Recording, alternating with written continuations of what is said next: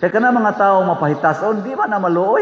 Former President Duterte, nga 80 na edad, hapit na muna po kabuan gipriso dito sa ICC. Nya way klarong hearing, way klaro og unsay kaso, basta kay gipriso lang. Naluoy di mo. Ang atong mga leaders nga mga gipili gid nato, naluoy di sila ni President Duterte. Kung mabuhat na nila, kundi sila maluoy sa usa ka former president, samot na gyud kining tupad nimo. Di sila maluoy ana. Mo na mabahaan ta dinhi, mga matay ta, baligyaan pagitagtag 20 kilos bugas. Nagkalisod na ang mga SSS pensioner, ipalon pagyod. O gihatag na lang gina. Wa naman say kwarta, ngano man kay gikurakot naman. Kamo.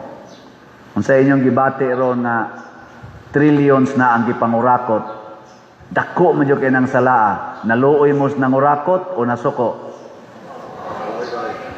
Kana kaluy-an nato.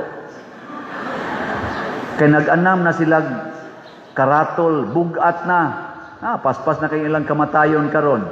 Naiatakihon, patay. Naasay na hogs pangpang,